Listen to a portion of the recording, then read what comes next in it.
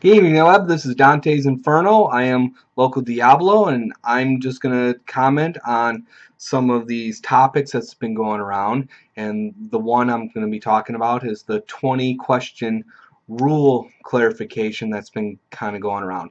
Now, this is kind of an interesting topic, and one that I really think that, your players should indeed know. I mean, if your players, it's one thing for you to know, but it would be another thing if you could ask your players what these are. If you could write these down and see if the players come up with the same answer, because this is something that really should be brought up, if not in the beginning of the game, but your players should be well aware of where you stand on these type of things. In fact, whenever I do any type of house rules, I always write it down. I put it on a piece of paper, I date it, and I hand it out. And that's basically how I do house rules. And so if they have any questions at the beginning, they can comment. If we can debate them, or and I can bring up my point of why I'm doing this. I also find that when I actually have to write out all the house rules that I'm playing in the game, if the house rules are not important enough to write down, if it's not important enough for me to actually put it down on paper, then I feel that it's not I feel that it's not important enough to change. And so I'm very much, I'm constantly, putting this stuff down on my paper, and gotten updates on this stuff. And I just like doing that like that. Now I've had, not necessarily arguments, but debates with other GMs that absolutely will not write this stuff down, and that's fine if they can, remember all their house rules. But quite often I'll ask what their particular house rules are, and they, it's just, I just got a couple, and then it turns into like a 4-hour, a whole 4-hour conversation on their house rules. They will have so many house rules that they can almost write a whole new book on. And that's fine. If you're using that much house rules, that's great.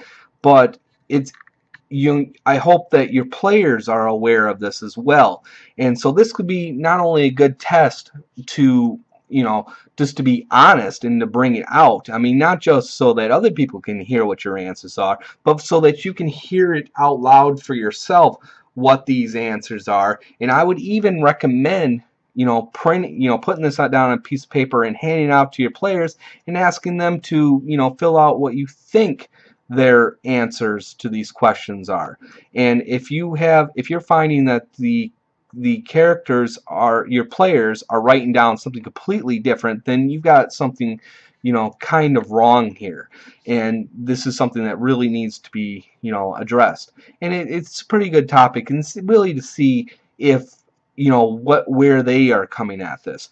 So I just want to go through these questions. Now, mind you, I don't really play a lot of Dungeons & Dragons, and a lot of this is for the D20 system. So I don't do a lot of that. I do play Pathfinder, but see, I don't just play Pathfinder. I play Pathfinder Society, and there's a lot of really strict rules on that, and I try to really stay within the Pathfinder Society rules, especially if it has anything to do changing the character. Then at that point, I really stick with that. But there are some house rules I throw in just to speed things up, and just to for fairness. So the first question is ability score generated method. Okay, how do I figure out ability scores? There's a lot of different, when it comes to the D20 products, there's a lot of different programs, actual fair programs out there, such as Heroes Lab. I know when the Dungeons & Dragons 3.0 first came out, they came out with a computer file, and you could put that in your computer, and I really think those files are great, and I would actually hand those out to my players, and then they would give them to me. And then I've done the same thing with other GMs. I found that there's a level of trust if you generate your character and you print it out, and you can see like they didn't screw up, and you can see how many times they actually rolled it out. As long as they're not moving dice around or obviously not cheating, I don't really care. But if we're doing it on the table, okay, so generally how I do it is I just have them roll. I make them roll. They could.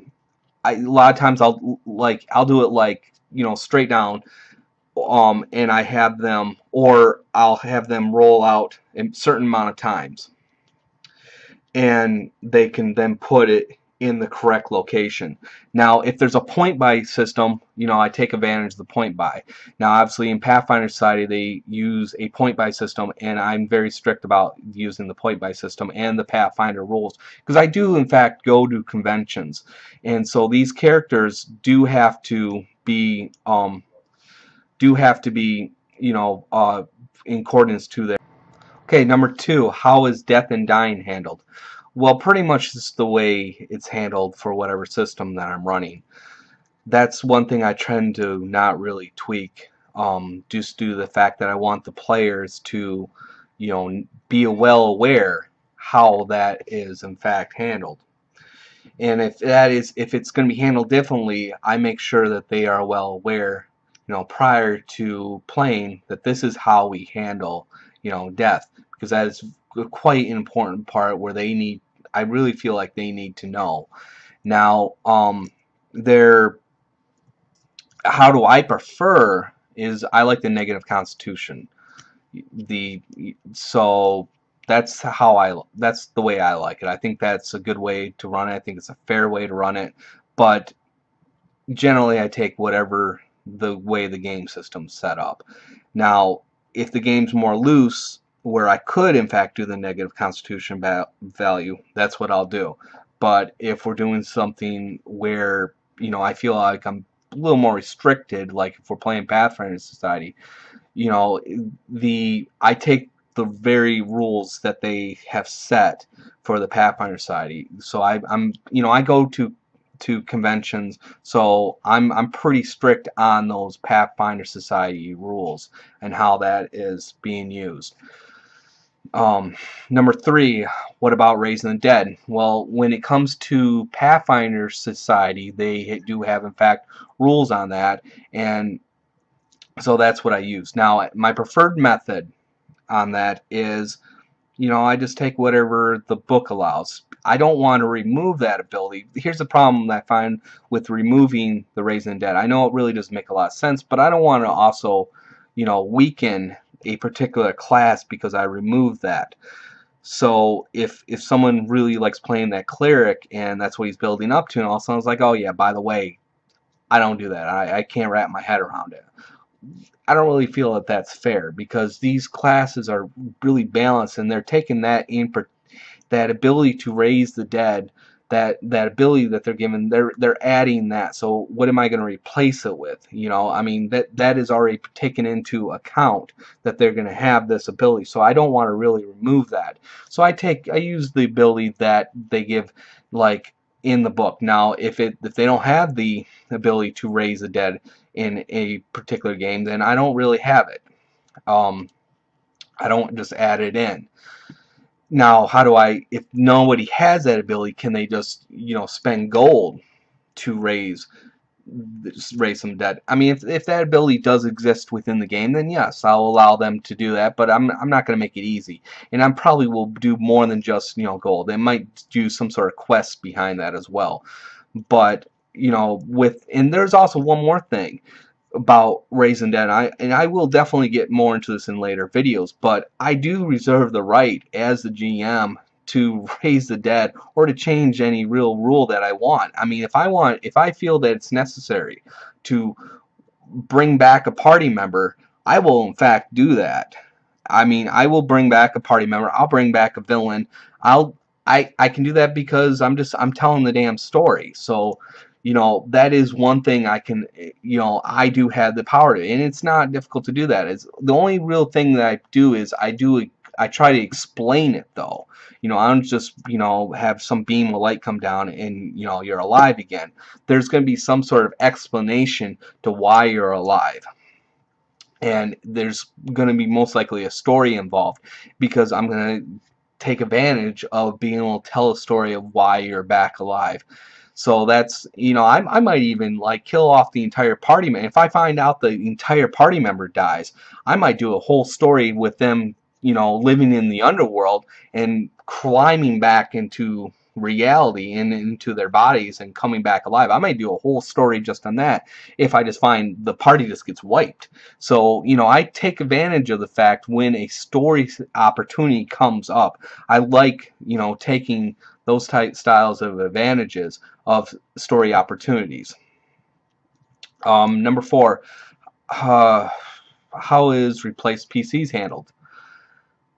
The same way as creating a new character. That's exactly how I do it. Now, when it comes to Dungeons and Dragons and those type of things, there's always that chance that a party member will die off, and then they'll have to make a new character. Now, in the older 3.0 and the 3.5, I never really did the 4.0.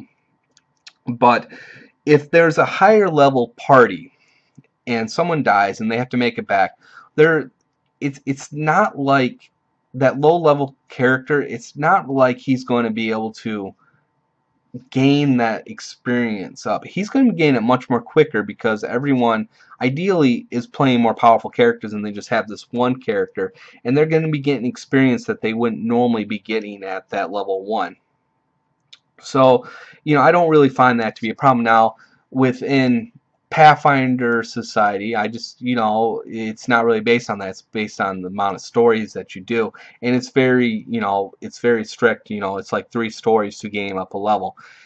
But in that situation, too, I go to the conventions. I want to make sure that my players, if they ever need to go to those conventions, they have a legit character in there, because if I'm GMing, I'm kind of, ideally, I'm kind of seeing it like I'm putting my reputation on the line there. So I want to make them as legit as I possibly can. So in most instances, replacement PCs, and are handled just by normal character creation. Now, here's the thing that does come up more often than a player dying, and that is just a player wanting to play a new character.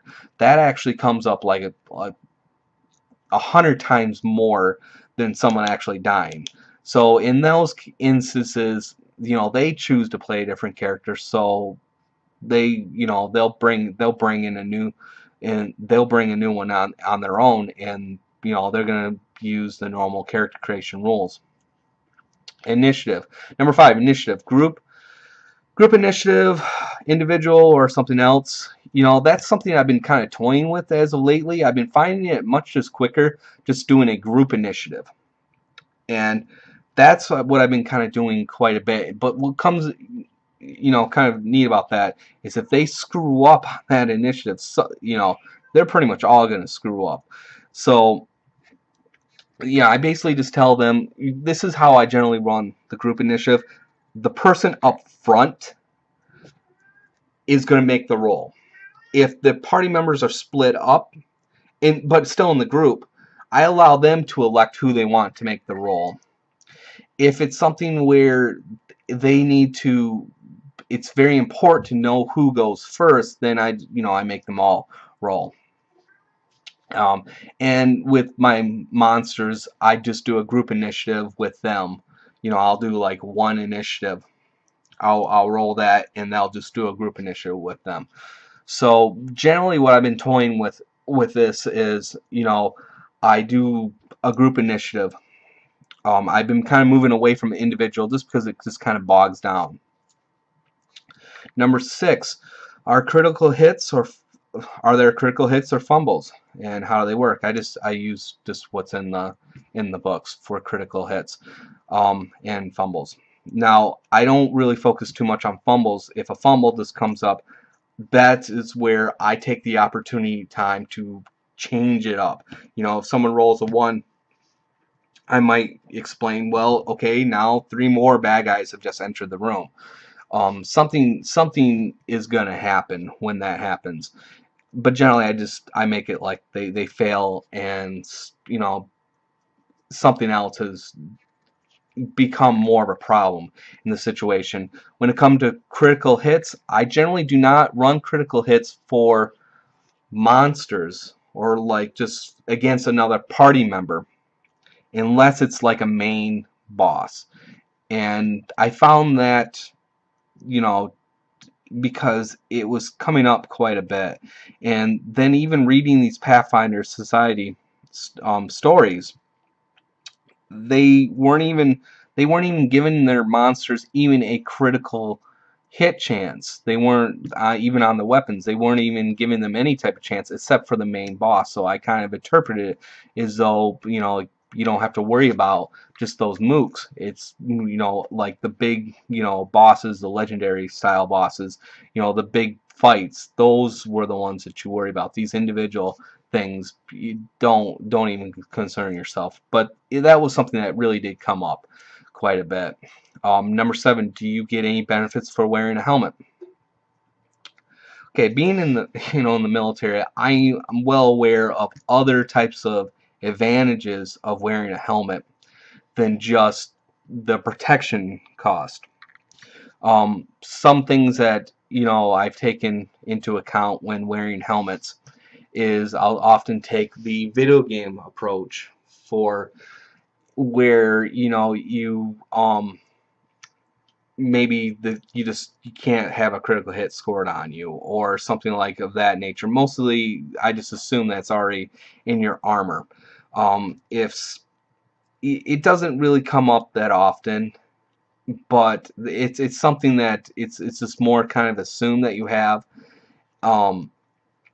And if a situation were to come up where something were to fall and they just happen aren't wearing the helmet, yeah, I might maybe I might lower their armor class, because they forgot to put their helmet on, or that nature. Some of the more psychological things of helmets, like in the military, I'll tell you what, when I was in the military, those helmets were pretty much useless. There's just been a lot of testing involved that they're more, the reason why soldiers wear them is more for a psychological, form that gives them more confidence. But pretty much wearing helmets really affects your ability to shoot. It does affect that ability to be able to aim, and it does get in the way. But it also supposedly psychologically can give you confidence. So I might give you a morality bonus if you're wearing a helmet. So that's just something that is often taken in an encounter. Uh, Number 8, can I hurt my friends if I fire into melee or do something, something similar silly? Oh, absolutely. Yeah, that happens quite a bit. And eventually, after it happens a couple times, as people stop doing it. It's more of a common thing with new players than anything else. Number 9, will there be any need to run from encounters, or will we be able to kill everything? Oh, absolutely. Absolutely run. If you think you can't handle it, run. This is something that's much more common in other games that I do than for Dungeons & Dragons. Generally, when I'm playing like Pathfinder, there is a set encounter, so it's kind of assumed that at this certain level they're going to be able to defeat it.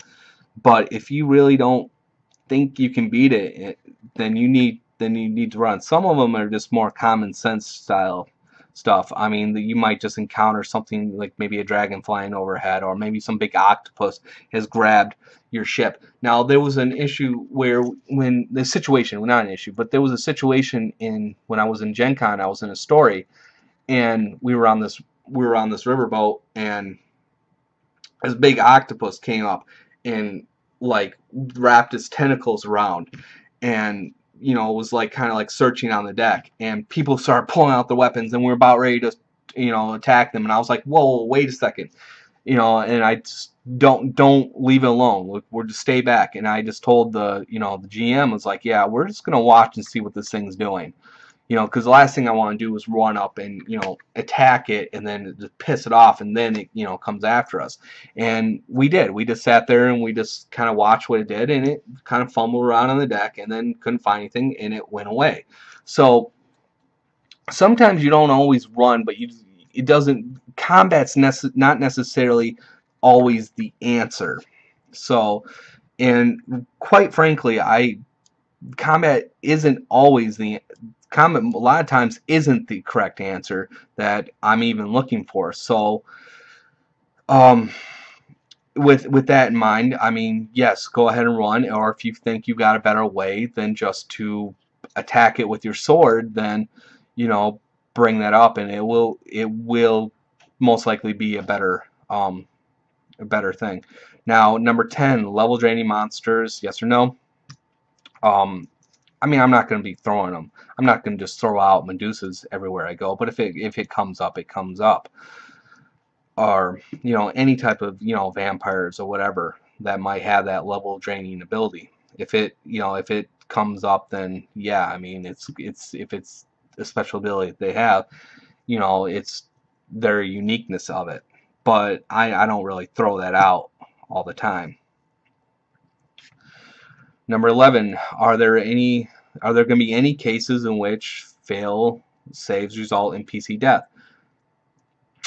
You know, probably not in that sense. Now, I mean, if like, yeah, obviously if a Medusa comes out and they use their dead gaze, or I mean their stone gaze, and you know, fail it, yeah, you're going to turn to stone. But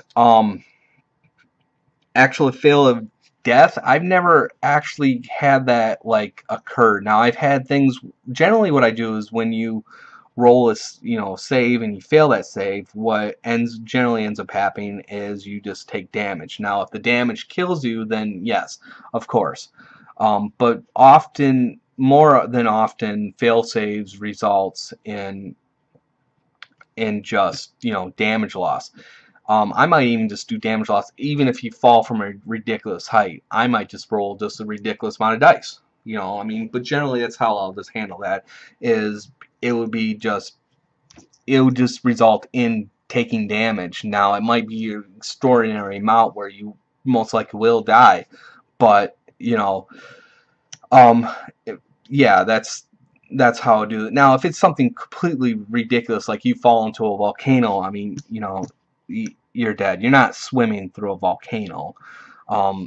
You're gone. I mean, if you climb the mountain and you slide down into a volcano, yeah, that, I guess I could see that resulting in death. But that's really something that really hasn't occurred that much. And when often these saves come up, it just often results in taking damage. Now, if it's some sort of ability that a particular monster has, then, you know, yeah, I go off what the text says. Number 12, how strictly are encumbrance and resources tracked? How strictly are encumbrance and resources tracked? Oh, well, most of my players, in fact, I just about all my players, we use Hero Lab, so we allow that to track it. I had like an issue earlier on when I was playing Dungeons and Dragons where a player decided, like, we were making characters, and a player decided, for some reason, I don't know why he did this, but he decided he wanted like 13 large spears. Now, I'm sorry, my cat is come here. So he wanted like 13 large spears, and I could not wrap my head around how is he carrying this? Like, how on earth is he carrying this? I wouldn't let him have it. You know, I would not let him have these 13 large spears. He was just going to be walking around like this. I mean, I couldn't wrap my head around it, and you know, we were going back and forth. Eventually, I was like, listen, I'll give you these spears, and I'll make it so that they, you know, like they can come apart like a pool stick. And then you could pack them in your bag. You could have your 13 spears, and you just, you know, slide them together. I'm assuming he wanted them so we could throw them, and he just wanted a bunch of them. But I mean, I just could not wrap my head around having just a ridiculous amount of spears, and I wouldn't, I just wouldn't allow him to do that. Eventually, I kept, you know, bringing out different suggestions, and one of them was to have them so they unscrew so they can easily fit in a pack. Now I gave that to him, and he still didn't like that. He's like, well, that, I mean, it's fine you do that, but no, I just want to carry, and he was really relentless on, he wanted these 13 spears, and I basically told him, like, listen, the best I can do for you is I'll make it so these spears can come apart. If you don't like that, you can't do it. I mean, it was getting pretty ridiculous. And then not only that, but then I was looking at the rest of his equipment, and he had a huge ass ladder. That was another thing. He says that was in his equipment, and I was like, oh, and I had just got done, you know, convincing him about these spears, and so now he's. I was like, oh my god, I didn't even want to argue with him with a ladder, and I was like, okay, how about this? The ladder's a rope ladder, and he's like, no, it's a ladder. And I was like, oh my god, okay, all right, well, I guess I could kind of see why he wouldn't want a rope ladder. I mean, what would be the purpose of, you know, leaning up against the wall? And so then I gave him this real elaborate masterwork style ladder that can fold up and be taken apart, and it's very similar to the spear. And again, he didn't he didn't want that. He wanted us to be carrying around 13 freaking spears. And it might actually, to be honest, it might even be more than 13. It could have been like 20 of these spears. And then he wanted to be carrying this big ass ladder. Now, when it came to the encumbrance and when the weight, you know, I mean, he was actually within his weight. I mean, we calculated it up. He was within the weight, but it was just absolutely absurd. And I eventually gave him this crazy ass ladder where he could fold it up and take it apart and, you know, put it together in case he needed it. You know, because I thought it was a ridiculous thing to have an argument over and to not allow them to have, but I just couldn't wrap my head. I just could not absolutely wrap my head around those spears and this freaking ladder. And eventually, you know, yeah, he ended up having these sweet ass spears and this ladder. But guess what? The whole time that we were freaking playing, of all those damn months that we were playing, he never once used a freaking spear. Never once used a damn ladder. Those things were never even used. He never even put those things together. He never did any of that, you know, because he had other weapons that he was using. So I mean, looking back, I should have been a lot more stricter, but I just thought this was just a ridiculous, you know, thing to even argue about. However, I was not really caving in on this. I mean, he absolutely had to give me some sort of reason, and I was handing him reasons how he could carry all this. I wasn't saying, no, fuck that, you can't have this stuff. Here, you know, you take this off. No, I mean, I was trying to give him suggestions on how this can be done.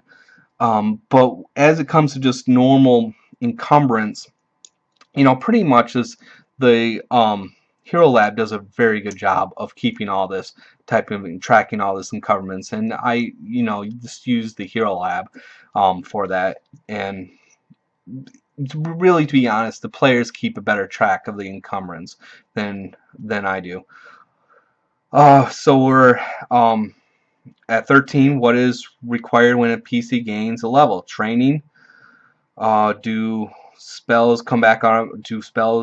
New spells come automatically? And what happens in the middle of adventure? Or do they have to be waiting some sort of downtime? Okay, so that's something that, you know, I do downtime with.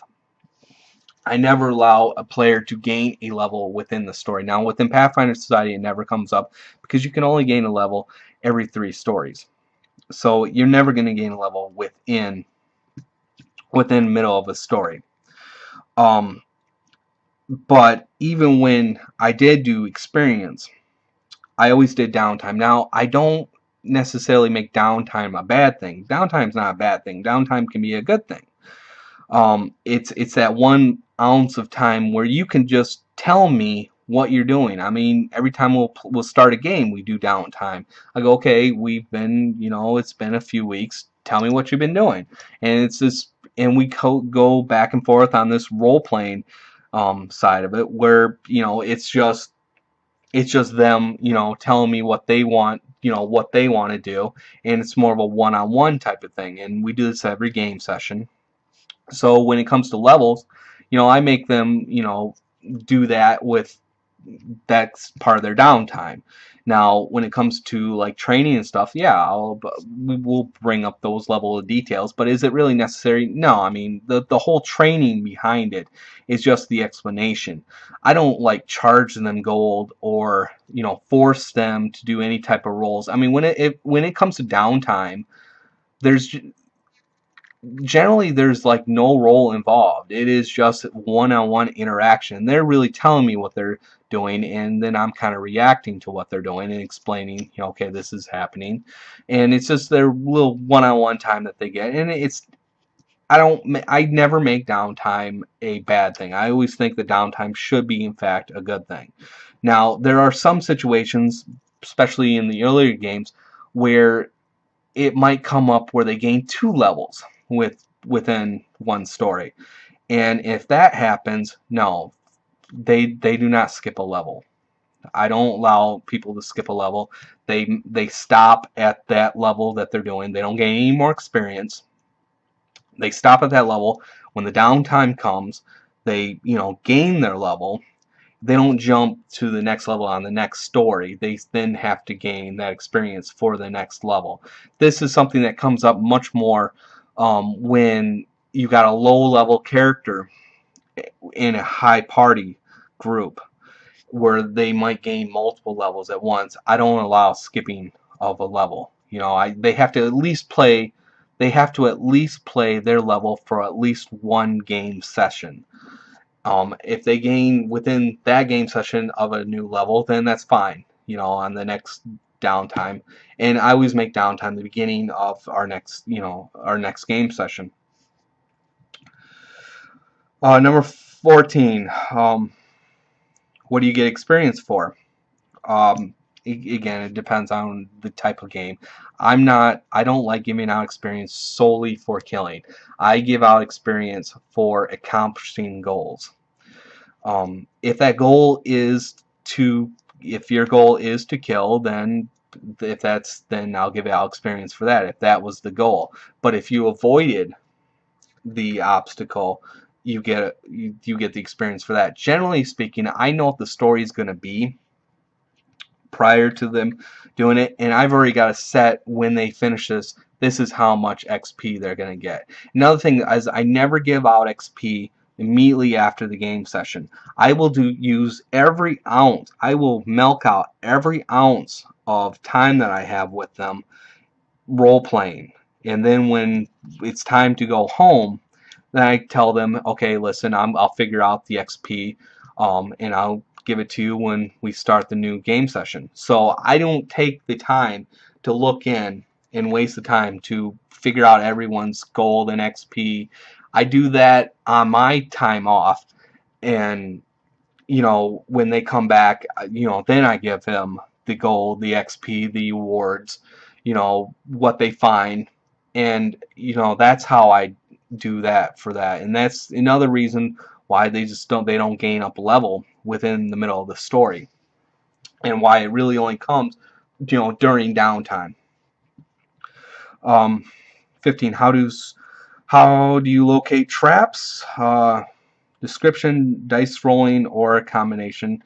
If they just tell me that they're looking for traps, then I allow it. But they generally have to.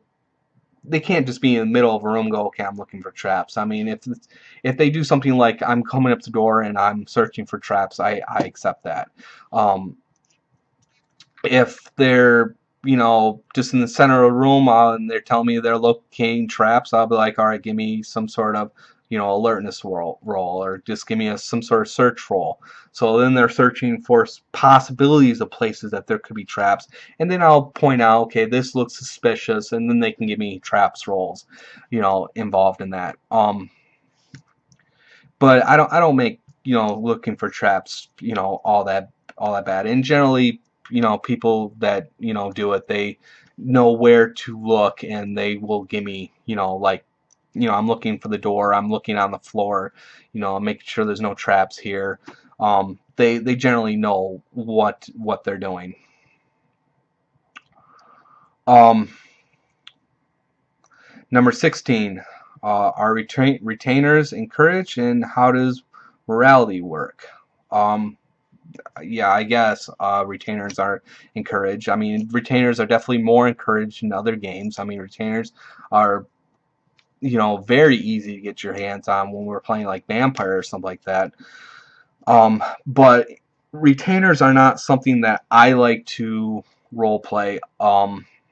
So I'm definitely open if the player wants to role play his own retainer. But another thing is, I'll kill a retainer. I have no problems killing a retainer. I might, hesitate killing a player, but retainer, I'll kill off a retainer. As a player, I'll kill off another person as a retainer. I mean, if it comes up like that, if another player in me, as I'm a player, if another player in me starts getting into, a confrontation, I'm pretty lenient not to just try to kill them. But if a retainer comes up and tries to do a competition with me, and then yeah, I might strike a retainer down. So just understand, I'll kill a retainer. So number 17, how do you identify magical items? Well, if you have the spell, if you have the scroll, you can do it. If you trial and error, I'll allow that to happen as well. Generally, NPCs will come in great with that. Taking it in town, taking it to your authority, some sort of authority will often help you with that. Taking it to some sort of priest or something that you think might know what this actually does, or some sort of research, I will allow that. But I think the more important thing with that is, can you use an unidentified item? I'll go yes, but it's really big trial and error. So you don't know exactly what it's going to do. But I don't restrict, if it's like if it's a magical sword and someone wants to pick it up and swing it like a sword, I go, no, you can't do that because it's not identified. No, they can in fact do that. They might not know what it does, and I might use that as an opportunity to go, hey, that's not a normal frickin' sword. There's something that could be a very cursed object. If I find that they are doing that, I could put some sort of restriction on that weapon, or just make it just odd. Number 18, can I buy magical items? And what about just potions? I mean, yeah, I have no problem with people buying potions or scrolls or that of that nature. Pathfinder Society has a set rules on how this works. They allow you to buy a +1 sword. Generally, this is going to be done. The primary where you're going to get most of your magical items won't be in the story, in some sort of shop. It's going to be during downtime.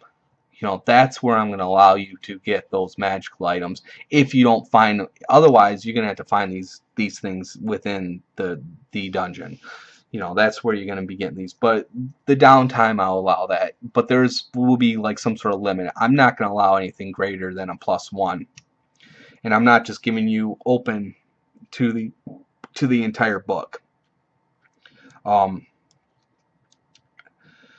19, can I create magical items? When and how? Again, that's a great question. I definitely encourage that. Pathfinder Society does not allow that, though. That's the one thing. Pathfinder Society will not allow you to create magical items. They remove all things that involve creating those style magical items. They don't want you to do that, and I think it's a shame.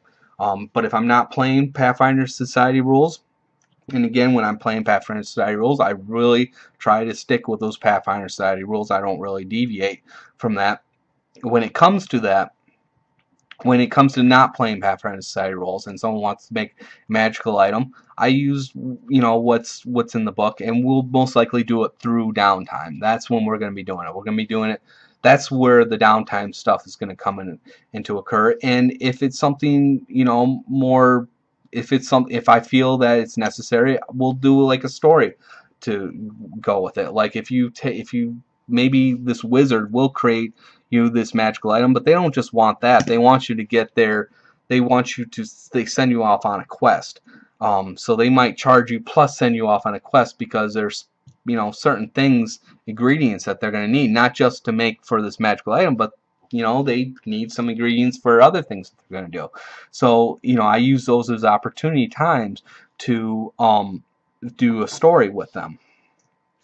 And how about splitting parties? What about excuse me, number 20, what about splitting parties? Okay, so I don't encourage that, because when you're playing any style of Dungeon Dragon or Pathfinder, you generally have to be you can't just solo that. You're gonna get killed if you do that. When I'm playing something like Vampire, when I'm playing other games, soloing isn't so bad. It seems to work better. So party splitting happens quite a bit, but when it comes to Dungeons & Dragons Pathfinder, I try to avoid the splitting the party, because they just can't do it. They're gonna get killed if they try. And so that's how I really deal with that. But in other games, splitting the party comes up quite a bit, and often very encouraged, and just it's an easier way. In some games it's just easier to do in that nature. So this is pretty much all the questions, and this is just Local Diablo reminding you, the devil's in the details. Goodbye.